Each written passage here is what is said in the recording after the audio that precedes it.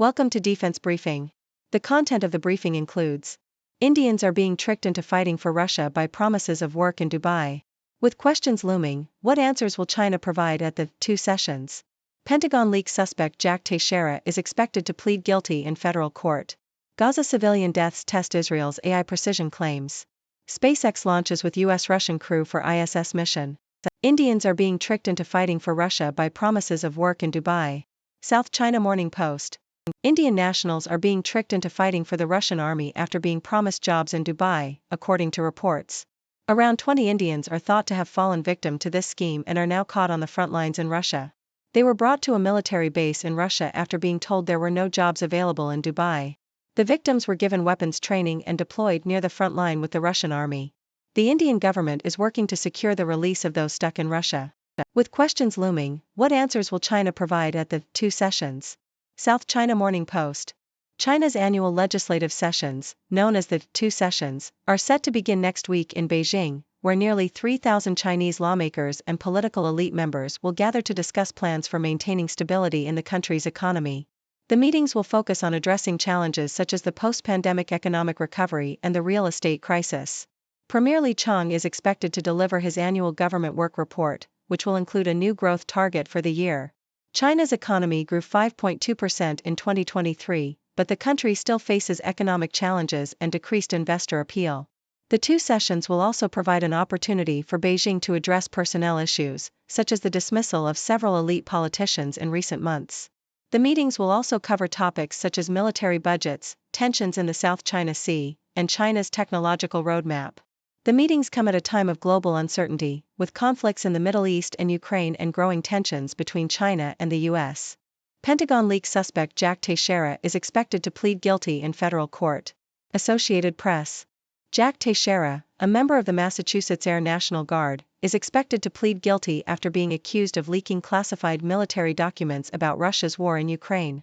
The 22-year-old was arrested in April 2022 and has been behind bars since. Teixeira was part of the 102nd Intelligence Wing at Otis Air National Guard Base in Massachusetts when he accessed and shared classified documents on the Discord social media platform. The leak exposed secret assessments of Russia's war in Ukraine and other national security issues. The Pentagon has since tightened controls to safeguard classified information. Gaza civilian deaths test Israel's AI precision claims. South China Morning Post. Experts are questioning the effectiveness of AI algorithms in accurately targeting militants in the Israeli military's war against Hamas. The Israeli military claims that AI helps it identify targets more accurately, but as the death toll in Gaza rises, concerns are growing about the reliability of these algorithms. The health ministry in Gaza says that the war has killed over 30,000 people, mostly civilians. Toby Walsh, chief scientist at the University of New South Wales AI Institute in Australia, said that either the AI is not as good as claimed, or the military does not care about collateral damage. SpaceX launches with US-Russian crew for ISS mission. Deutsche Welle. A SpaceX rocket carrying 3 US astronauts and 1 Russian cosmonaut has been launched from Florida, heading to the International Space Station, ISS, for a 6-month mission. The crew will replace 4 other members and will carry out experiments using stem cells to study degenerative diseases. This is the first time in space for 3 of the crew members, while the 4th, Michael Barrett, has previously visited the ISS twice. Despite the tense relationship between the US and Russia, space remains an area of cooperation between the two countries. US, South Korea launch drills to counter North's threat.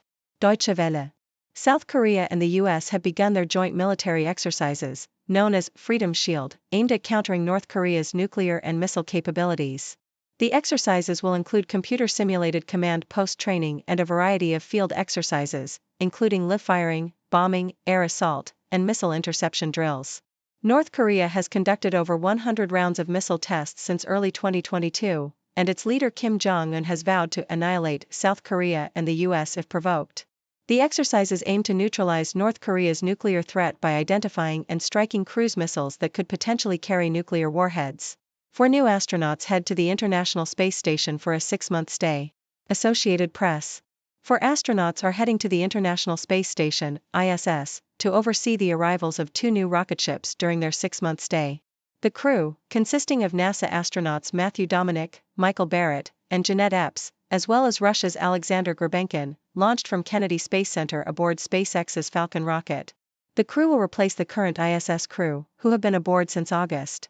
The new crew's stay will include the arrival of 2 rocket ships ordered by NASA, Boeing's Starliner capsule and Sierra Space's Dream Chaser mini shuttle. Epps, who is the second black woman assigned to a long station mission, said she is proud to be a role model for black girls, showing them that spaceflight is an option for them. Russia's economy faces death by 1,000 cuts. The Sydney Morning Herald. Russia's economy has grown by 3.6% in 2014, well above the performance of most European countries, and is expected to grow by around 3% this year. This is despite the economic sanctions imposed on Russia by the West following its invasion of Ukraine. In a Telegraph op-ed, Roger Bootle points out that economies often grow during times of war, as the extra expenditure on war materials effectively employs resources that would otherwise be unused. However, this boom is limited as it can only occur in economies with unemployed resources, and when the unemployed resources are exhausted, extra demand brings inflationary pressure. Bootle argues that Russia quickly used up its margin of unemployed resources, and there is now limited potential for further growth. The West's policy of economic pressure on Russia, through stopping Russian exports to the West, an embargo on financial dealings with Russia, and cutting Russia off from key industrial inputs, has not worked due to Russia's ability to divert its main exports to other markets. Although the impact of the loss of Western technology and supplies on Russia's productive capacity remains unclear, the outlook is negative due to the loss of soldiers and well-qualified young people, as well as Russia's pre-existing demographic time bomb. Chris Mortensen, award-winning ESPN reporter who covered the NFL, dies at 72. The Globe and Mail. Chris Mortensen, the American journalist who reported on the NFL for ESPN for 32 years, has died aged 72. Mortensen, who won the Dick McKen Award from the Professional Football Writers of America in 2016, was widely regarded as an industry pioneer and was described by ESPN president Jimmy Pitaro as the best in the business. Mortensen retired in 2020 after announcing in 2016 that he had been diagnosed with throat cancer. The big lesson from the West's last invasion of Russia. Foreign policy. In 1918, the US, Britain, France, and Japan intervened in the Russian Civil War in an attempt to crush Bolshevism. The intervention was a failure, with the Allies lacking clear objectives, reliable allies, and a coherent strategy. The White Russians, the anti-Bolshevik forces supported by the Allies, were disorganized and lacked a compelling ideology, while the Reds, led by the Bolsheviks, had a clear vision and a motivated population. The intervention ultimately failed due to a lack of political will and support from the Allies, as well as the resilience of the Bolsheviks. The author argues that the current Western intervention in Ukraine presents more favorable conditions. Ukraine is a capable ally with a motivated population, and the cause is easily explained to Western publics. While Russian President Vladimir Putin is determined to win, he faces limitations in terms of mobilizing his population and resources. The aid required to support Ukraine is manageable, and the returns in terms of upholding international norms, supporting Western values, and fortifying the transatlantic alliance are worth the investment. The main obstacle to success is the political will to see the intervention through. Overall, the author suggests that the lessons from the failed intervention in the Russian Civil War can inform the current intervention in Ukraine. By focusing on clear objectives, developing a long-term strategy, coordinating closely with allies, and maintaining political will and support, the West has a real chance of prevailing over Putin and achieving a negotiated settlement in Ukraine. That's all for today's news from the 6 Dimensions. Let's recap what we've learned. Indians are being tricked into fighting for Russia after being promised jobs in Dubai. China's 2 sessions are set to begin, addressing economic challenges and personnel issues. Pentagon leak suspect Jack Teixeira is expected to plead guilty to leaking classified military documents. Questions arise about the effectiveness of AI algorithms in targeting militants in the Israeli military's war against Hamas. A SpaceX rocket has launched with a US-Russian crew for a mission to the International Space Station. South Korea and the US have launched joint military exercises to counter North Korea's threat. 4 new astronauts are heading to the International Space Station for a 6-month stay. Russia's economy faces challenges and limited potential for growth. Chris Mortensen, an award-winning ESPN reporter, has passed away. Lessons from the West's last invasion of Russia can inform the current intervention in Ukraine. Now, let's dive into some analysis. It seems that Indians looking for work in Dubai have fallen victim to a scheme that has landed them on the front lines in Russia. Talk about a misleading job offer. Meanwhile, China's 2 sessions will address economic challenges and personnel issues, providing insight into the country's plans for stability. Will Premier Li Chang's annual government work report include a new growth target for the year? We'll have to wait and see.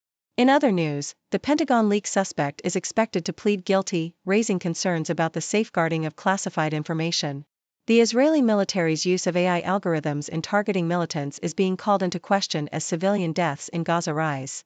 And despite tensions between the US and Russia, space remains an area of cooperation, with a joint mission to the International Space Station underway. Speaking of military activities, South Korea and the US have launched joint exercises to counter North Korea's threat. With North Korea conducting over 100 rounds of missile tests, tensions remain high in the region. Meanwhile, 4 new astronauts are heading to the International Space Station, including Jeanette Epps, the second black woman assigned to a long station mission. She's proud to be a role model for black girls and show them that spaceflight is an option. Shifting our focus to Russia's economy, it has grown despite Western sanctions, but its potential for further growth is limited. The West's policy of economic pressure has not had the desired effect, and Russia's ability to find alternative markets has helped it weather the storm. However, the loss of soldiers and well-qualified young people, along with a pre-existing demographic time bomb, does not bode well for Russia's future. In sad news, Chris Mortensen, the award-winning ESPN reporter, has passed away at the age of 72. Mortensen was a pioneer in his field and will be remembered as the best in the business. Our thoughts go out to his family and friends. Lastly, foreign policy provides an interesting perspective on the current intervention in Ukraine, drawing lessons from the West's failed intervention in the Russian Civil War. With Ukraine as a capable ally and a motivated population, the author argues that the current intervention presents more favorable conditions. By focusing on clear objectives, developing a long-term strategy, and maintaining political will and support, the West has a real chance of achieving a negotiated settlement in Ukraine. And that's a wrap for today's news. Now it's time for you, my dear viewers, to join the discussion. What are your thoughts on these stories? Do you have any questions for me? Let's hear what's on your mind. Thank you for tuning in. The content above showcases the latest briefing reports and analytical synopses, thoughtfully curated by the 6do team.